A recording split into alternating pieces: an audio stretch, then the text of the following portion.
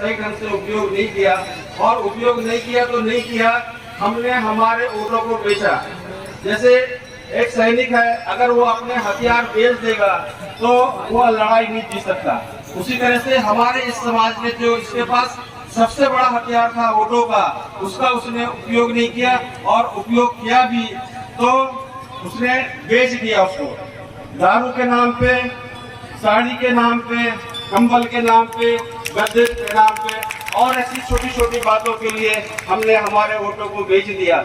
अगर हमने ये वोट हमारा बेचा नहीं होता तो आज से कम 50 साल पहले इस देश का शेड्यूल कास्ट, शेड्यूल ट्राइब और इस देश के माइनॉरिटीज के लोग, ये सब इस देश के आज शासनकर्ता हो गए होते।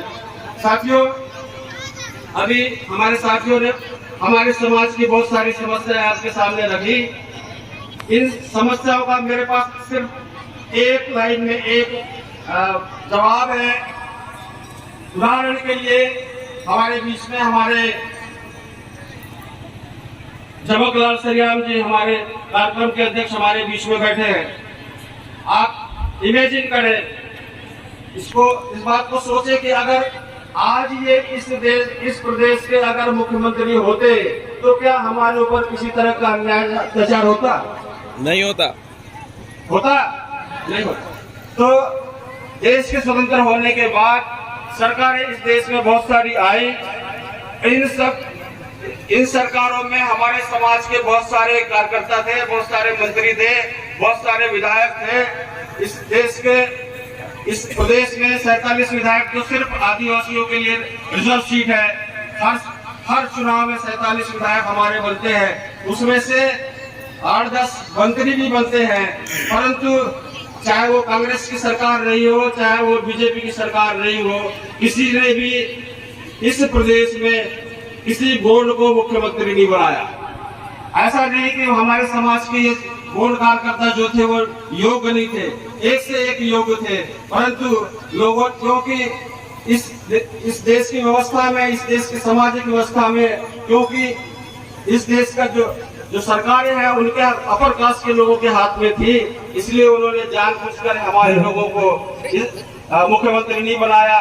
मुझे बहुत से, अगर इसकी मैं विस्तार से चर्चा करूंगा तो मैं बता सकता हूँ कि किनका हक मारा गया, फिर कभी इस बात पर चर्चा करेंगे। मगर मुद्दे की बात यह है कि हमारा 70 सालों में आज तक कोई मुख्यमंत्री कांग्रेस या बीजेपी ने नहीं बनने दिया।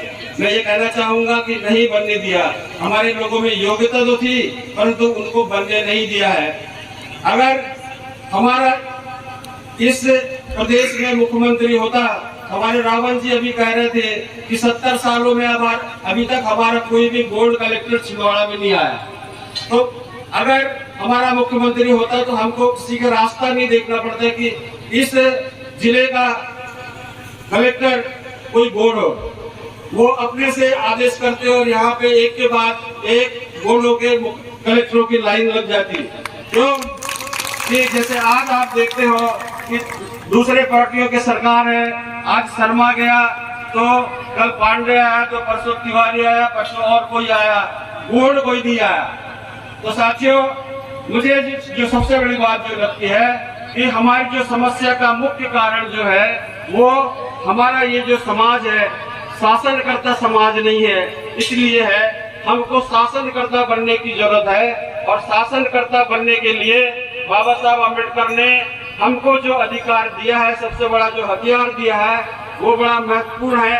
अगर हमने उस वोट के अधिकार को सही ढंग से हर इलेक्शन में उसका उपयोग किया तो आने वाले समय में इस प्रदेश में बोर्ड ही मुख्यमंत्री बनेगा, कभी कोई दूसरा मुख्यमंत्री बने नहीं पाएगा।